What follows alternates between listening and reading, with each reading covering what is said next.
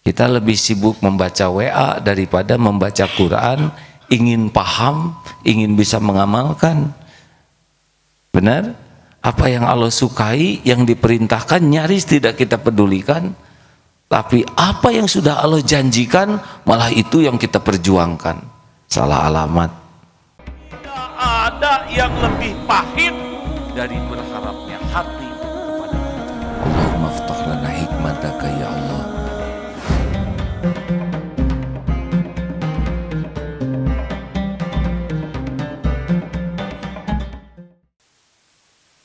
Di Selandia Baru kemarin ada seorang Muslim yang memiliki 3.500 sapi perah.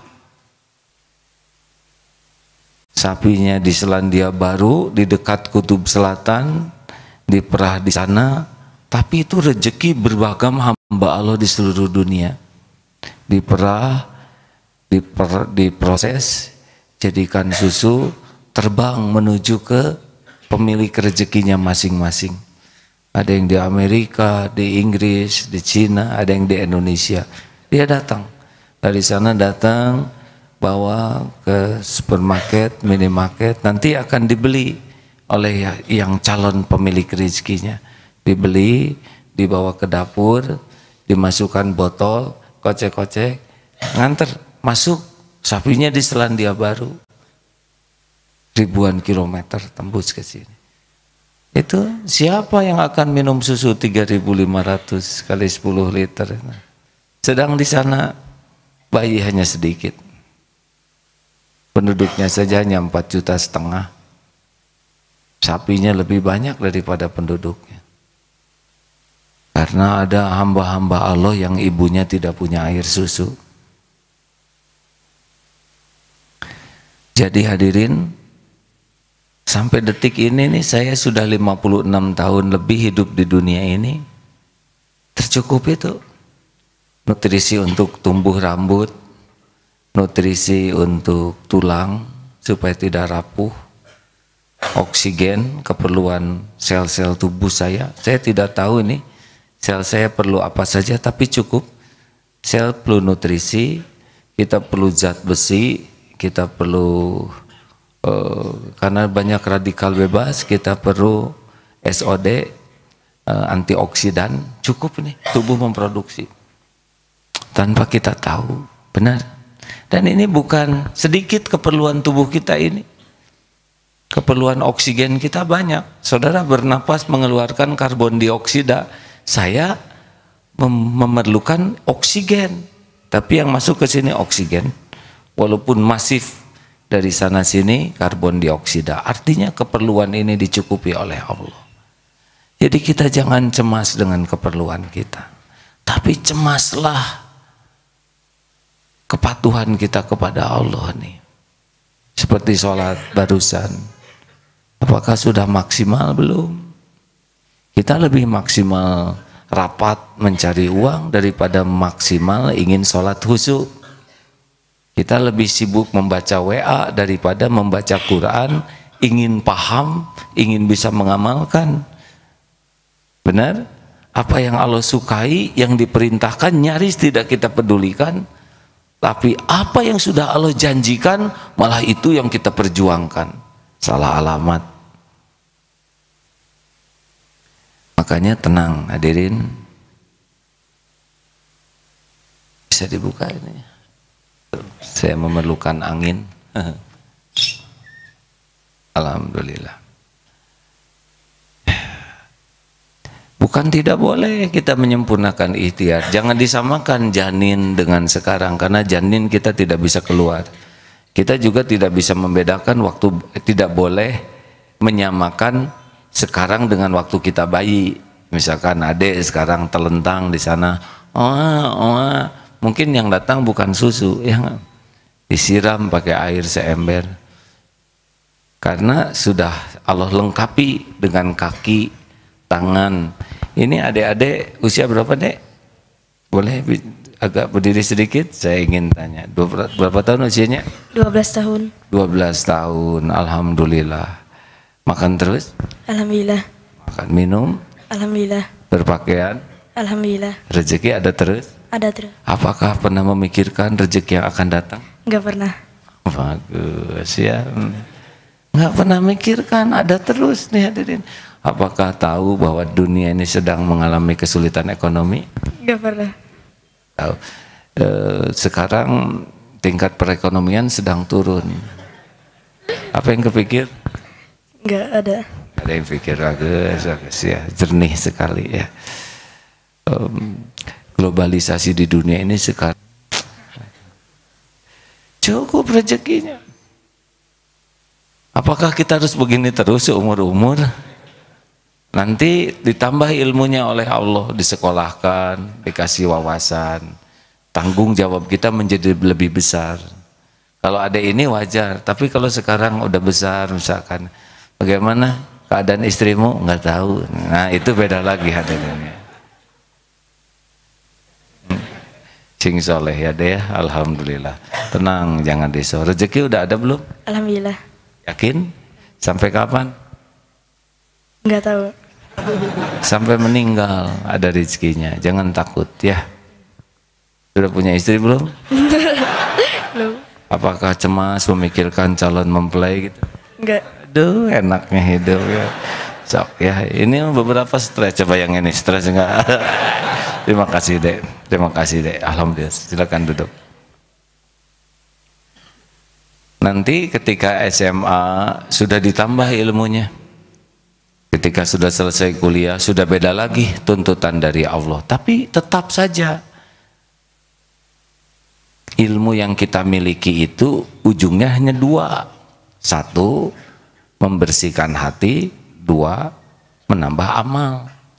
Karena Allah Subhanahu wa taala yang zuru ila qulubikum wa a'malikum.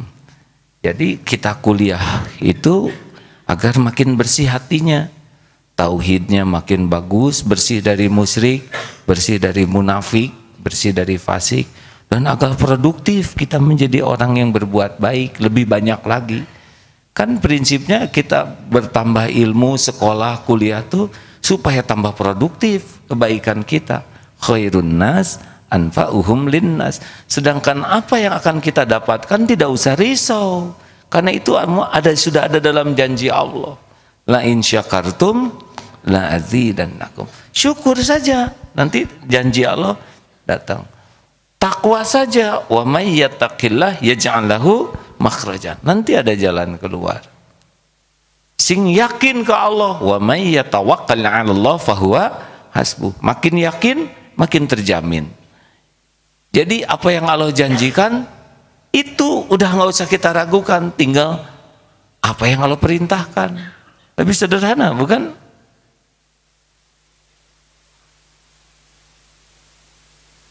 Ihris ala ma yanfa'uk wasta'in billah wala ta'zaz. Bersungguh-sungguhlah dengan apa yang manfaat bagimu dan mintalah tolong kepada Allah dan jangan lemah. Jadi kita harus sungguh-sungguh, tapi minta tolong ke Allah karena tidak akan terjadi kecuali dengan izin Allah semata. Udah, jangan risau masalah jodoh ya. Dek, bagaimana? Tenang ya. Pertama, belum tentu panjang umur kita. Mending patuh saja. Ingin jodoh terbaik, jadi aja lelaki terbaik ya. Allah kan tahu. Akhwat, jangan cemas masalah jodoh. Tak cemas juga, belum ada jodohnya. Lebih baik cemaslah, tidak serius kepada Allah. Saya ngomong gini sambil hati itu gelisah karena mudah bicara itu ya, tapi untuk mempraktekannya perlu lebih gigih dibanding dengan bicara. Silakan. Al-Ankabut ayat 60, Toha 132. أعوذ بالله من الشيطان الرجيم وكأين من دابة حبة لا تحمل رزقها الله يرزقها لا تحمل رزقها الله يرزقها وإياكم وهو السميع العليم. Beberapa banyak binatang yang melata yang tidak sanggup membawa rezekinya atau makanan kebutuhannya, Allah yang menjamin rezekinya juga terhadap kamu. وَأْمُرْ أَهْلَكَ بِالصَّلَاةِ وَاصْطَبِرْ عَلَيْهَا لَا نَسْأَلُكَ رِزْقًا نَحْنُ نَرْزُقُكَ وَالْعَاقِبَةُ لِلتَّقْوَى. Perintahkan kepada keluargamu supaya sembahyang dan sabarlah dalam melaksanakannya. Kami Allah tidak menuntut kamu supaya mencari rezeki. Kami Allah yang menjamin rezekimu dan akibat kemenangan yang terakhir bagi orang yang bertakwa. Wabtaghu min fadlillah, kita bukan mencari tapi menjemput. Kalau mencari antara ada dan tiada. Kalau menjemput pasti ada tapi belum tentu ketemu. Istrinya di Geger Kalong Hilir, ada jemput di Geger Kalong Girang. Tidak ketemu dengan istrinya, bukan tidak ada, tapi salah jemputnya. Jangan risau dengan rezeki kita. Risaulah satu, jangan takut tidak punya rezeki, tapi takut tidak punya berkah. Gara-gara niatnya salah, caranya salah. Rezekinya ketemu, berkahnya hilang, cilaka. Kalau berkahnya hilang, tidak ada kebaikan dari rezeki kita. Jelas hadirin?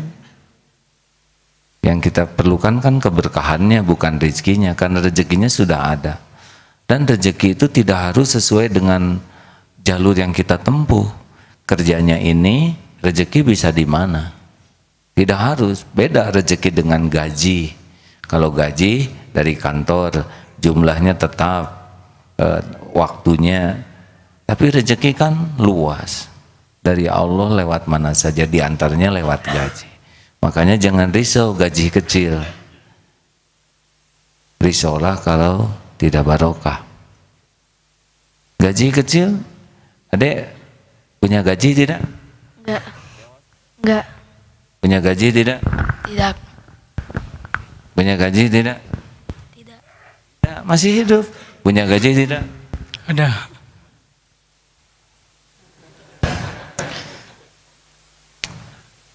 Banyak yang tidak jelas gajinya, tidak jelas tabungannya, hidup terus beranak, karena Allah yang ngasih. Yang kita cari itu keberkahan. Nanti dari mana saja, dan tidak harus wujud dalam bentuk uang. Kita mau beli, tiba-tiba ada yang membayarkan, itu Allah yang bayarkan. Lewat siapa? Kita mau ke dokter, kata dokter, nggak usah bayar, hari ini memang saya ingin menggratiskan. Kenapa kena dokter itu? Allah. Kita sakit gigi, ada yang nyabut kemana-mana bawa tang, sini, nah itu beda urusan.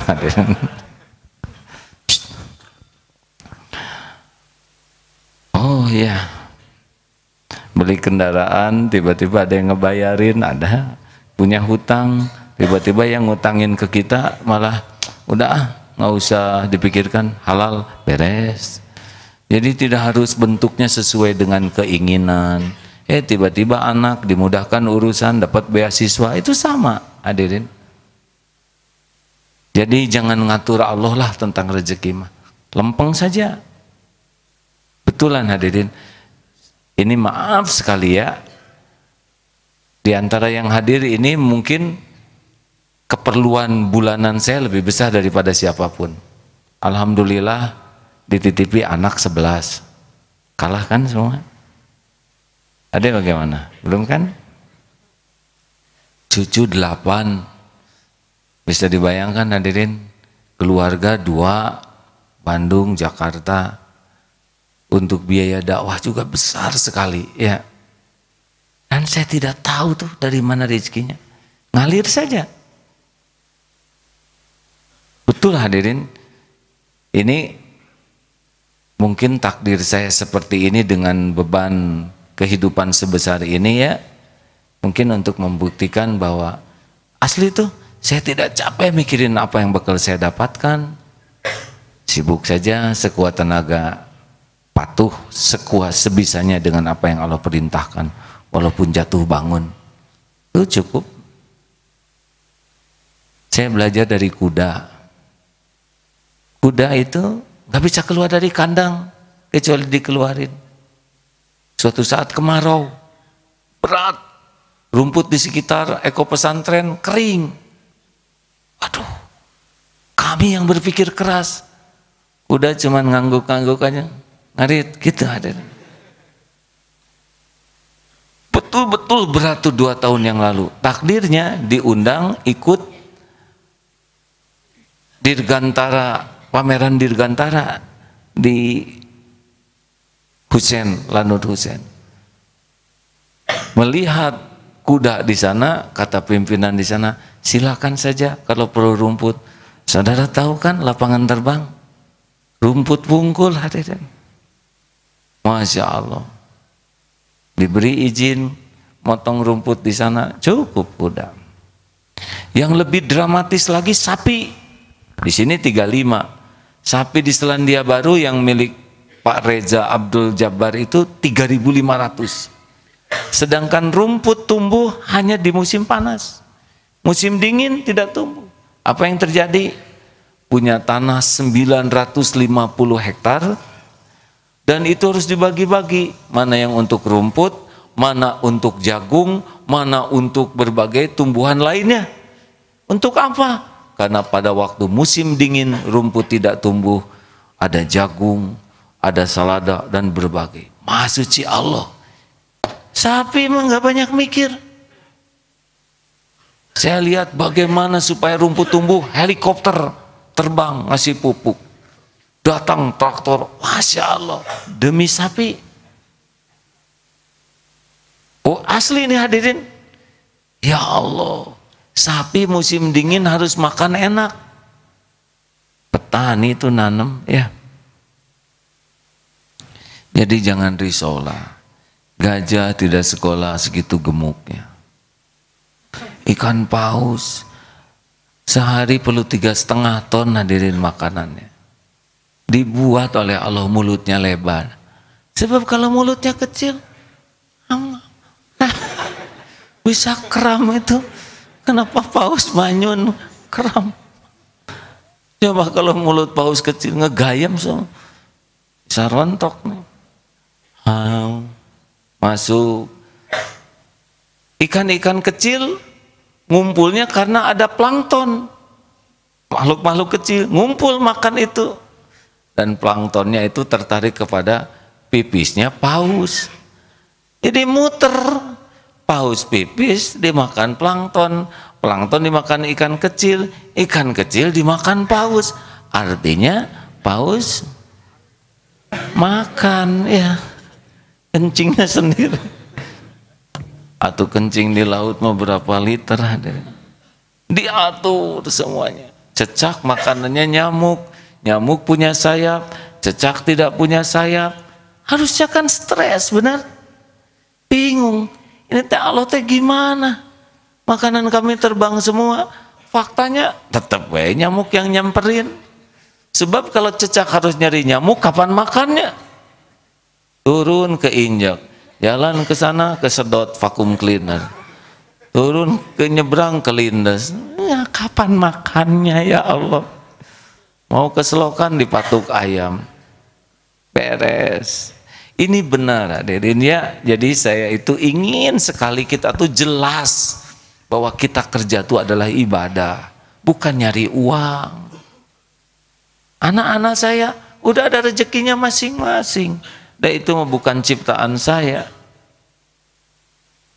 Masya Allah. Kalau ini udah yakin, tenang adanya, kita cari keberkahannya. Kalau udah dikasih, syukur. Kalau sedang ditahan, sabar. Kalau diambil, ridho. Lihat yang lain, tidak boleh iri. Begitu. Lihat yang kaya, jangan kagum. Itu juga milik Allah. Lihat yang miskin, jangan merendahkan. Lihat di SMM, di super minimarket Darut Tauhid yang belanjaannya banyak, lama enggak tuh pemeriksaannya? Kan? Lama tidak? Bandingkan dengan yang beli permen satu, lama tidak? Nah itulah orang miskin, ya. Polonyot hisabnya tuh.